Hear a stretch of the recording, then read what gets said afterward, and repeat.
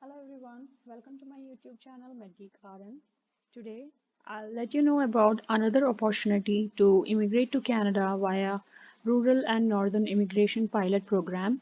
Through this program, anyone who resides outside Canada can also immigrate to Canada. The only important thing you need is to secure a job offer from an employer, which should be full time, and you should have your IELTS, which is not high, and then you also need to have your education credentials evaluation done from WES. So these are the three requirements which you need to immigrate to Canada via RNIP program. To know about this program, just go to Google and type Rural and Northern Immigration Pilot. So there will be a link popped up. That's Rural and Northern Immigration Pilot. You go and click over that link. Once you enter the link, you will see it takes you to Government of Canada's website. Over here, you will see six links which are explaining about the program. So about the pilot, this pilot is conducted for smaller communities in Ontario as well as in different provinces. So these are the communities which take part in this program. So the first one is North Bay, Ontario. The second one is Sudbury, Ontario. The third one is Timmins, Ontario. The other one is Sault Ste. Marie in Ontario.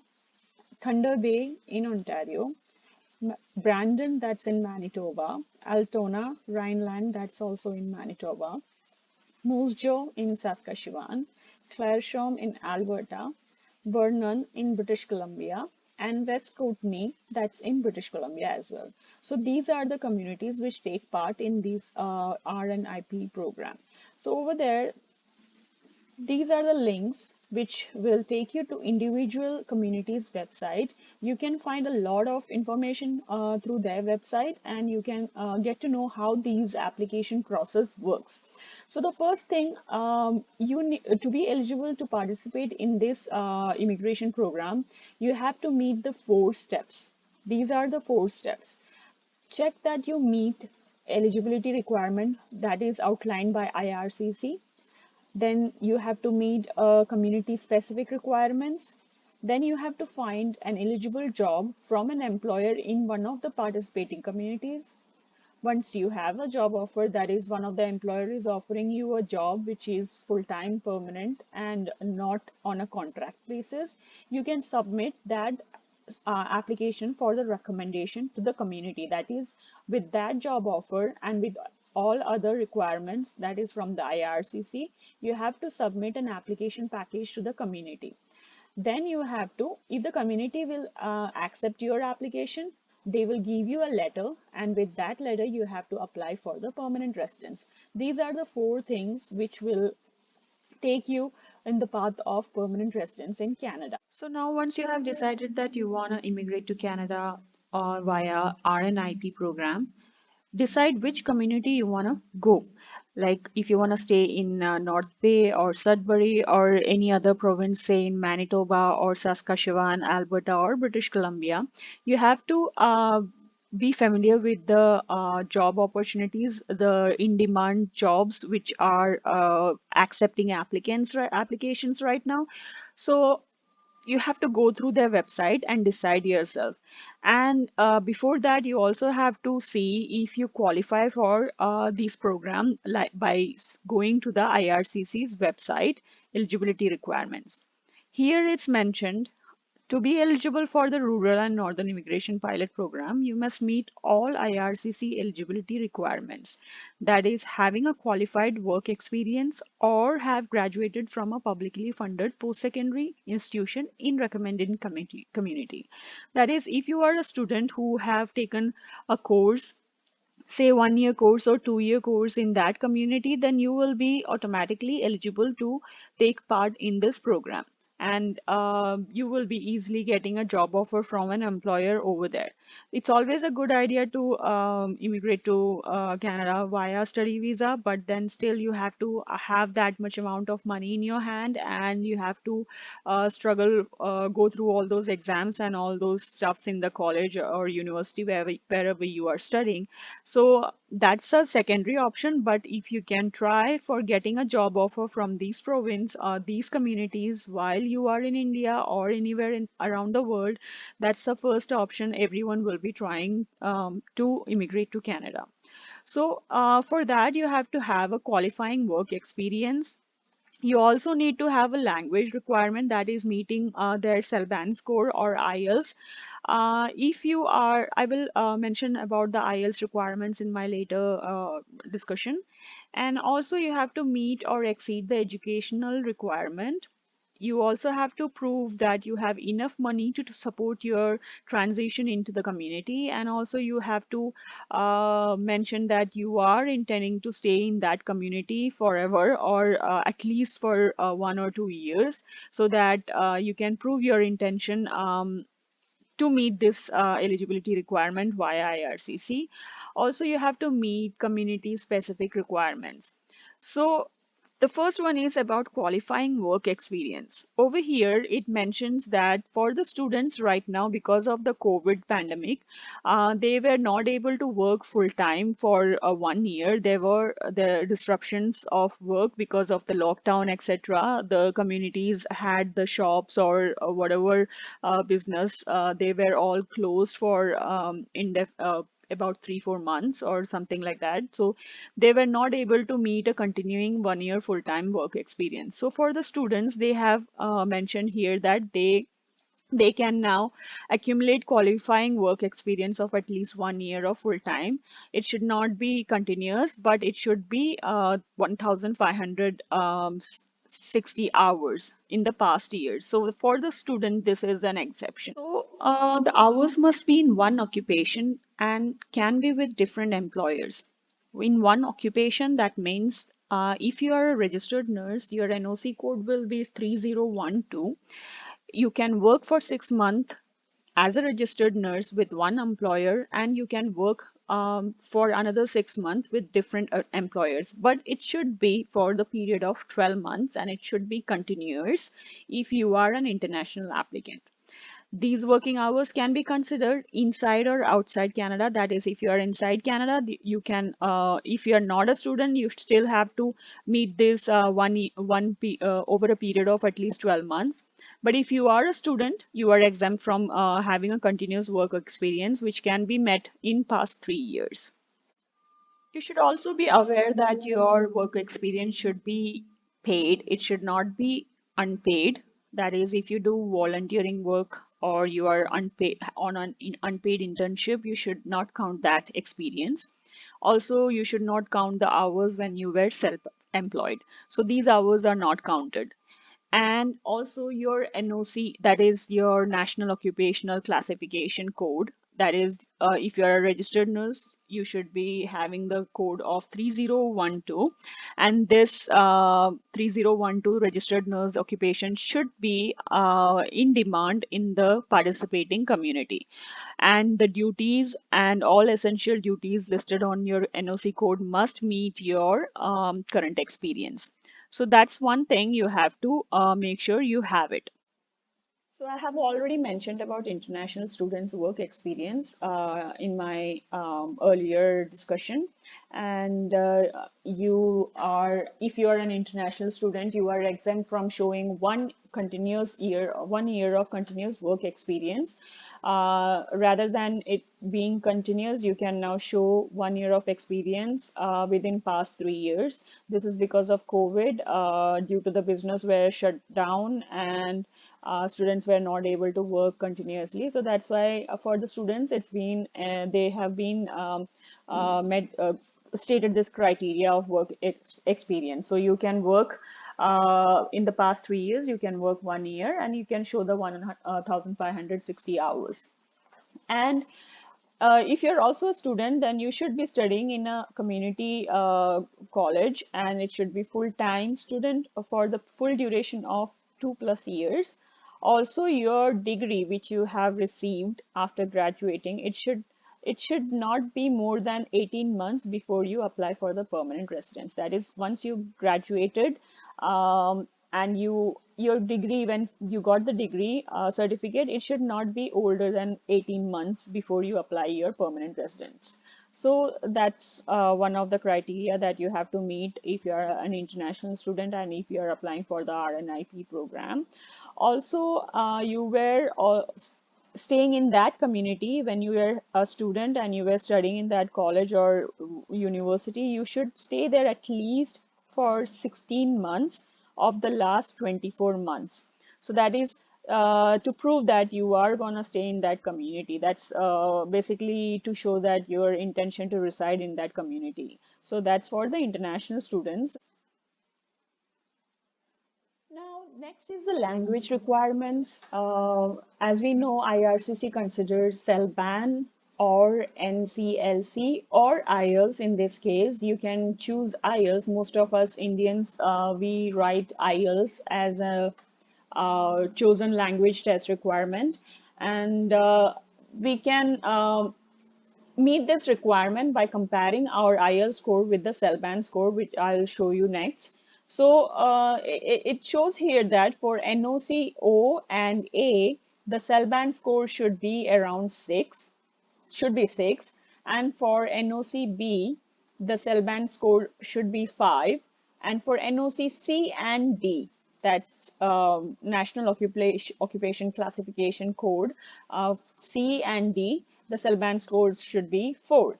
So how can you equalize your IELTS to cell band score? I'll show you the equivalency chart here. I'll post the link for this equivalency chart below my video, so you can go and check yourself for your score. So if you're reading, suppose you are gonna apply for NOC O or A, or say NOC B, or say NOC C and D. I'll show you about NOC and D, because most of the people they say, oh, I cannot score much in IELTS. That's why I'm not eligible for this program. So if your NOC level, if your job falls in the NOC C and D, you only need to have CELBAN score that is 4, and that CELBAN score is equal to IELTS 3.5, 4.4, 4.5, and 4. So that's the way too low IELTS that anyone can get. So most of the people, for sure, you can at least score 5 in that band for IELTS. So if you get reading 3.5, if your score in writing is 4, and if your score in listening in 4.5, and if your score in speaking is 4, that's equal to cell band 4, which is a requirement for NOC C and D. So that's pretty easy to get your IELTS score. And if your NOC code is B and the requirement is cell band 5, you can see how much it is here. For cell band 5, you should score at least reading 4, writing 5, listening 5, and speaking 5. So that's pretty much easy to qualify in this program. So if you get that score in your IELTS, you are equal to cell band 5 and you will be eligible for this program. So most of the people are worried about their language requirements. So this is very easy to score, and for NOC-B, the cell band is 5, and for NOC-C and D, the cell band is 4. So that's easily scoreable. So that's about the language requirement. Next is, and one more thing is how to find your NOC, which employment category you will be applying in this community RNIP program. You can go to the find your NOC code in the on this link. I'll be posting the link below my video again. So these are the explanation about the skills: skill type 0, skill level A, skill level B, C, and D. So to go and check for checking your skill level, you can just go below, and suppose if you're applying as a registered nurse, you just type registered nurse here and it will show your NOC code. So for registered nurse 3012 and registered psychiatric nurse, it's skill level A. And if suppose you are a baker, or say it's a baker, so your skill level will be B, and your NOC code, that's code will be 6332 and skill level will be B. So that's what how you can go and check your NOC and about your language. So it's very easy. You can easily get qualified for this program. The other one is your educational credential requirements, educational requirements. For this, you must have at least one of the following. So this is an important one. So as I said, as I mentioned earlier, that you need to have your language, you need to have your education. Either you study in Canada or you get your ECA, that is Educational Credential Assessment report from the West, and work experience. That's the main thing. So about educational requirements, either you study in a post-secondary school in Canada, or you can get your West report from ECA report from your West, from the West, from the country where you studied. So that's pretty much easy. And your ECA report must be less than 5 years old, because it should usually the ECA report is valid for 5 years, and when you apply for the permanent residency, it should be valid, and it should be less than 5 years old at the time of your application. So that's one of the requirement. And make sure when you decide to apply for these kind of programs, you have your best report ready, because it takes a little bit time for getting your West report. Because of this pandemic, it's all delayed and there's so much backlog. So make sure you go and get it ready if you plan to immigrate to Canada. And the other one is settlement funds. You have to show some amount in your account, and unless you are already working in Canada. If you work in Canada, if you are a student and you are working here, and or you are working on your work permit here in Canada, you don't have to show that money. But if you are immigrating from back home, you have to show the money, and you can find about the settlement funds here. So if it depends on the number of the family you are applying with. So if you are just one applicant, you have to show at least 9,096 Canadian dollars. If you're a couple, you have to show at least $11,323, and it's all CAD. And if you're a couple with a kid, you have to show this 13,920. So this is also here. I can also post the link, or else you can just go to this settlement fund section on your main application link, main CIC link, and you can find this one. And also the next one is intention to live in the community. So obviously, when you apply for the RNIP program, you also have to show that you are intending to live in that community, and that's the main thing they are looking for, because those communities, these communities are just a little populated, so they want to uh, modernize these communities. So you have to stay there after you get your PR via this RNIP program.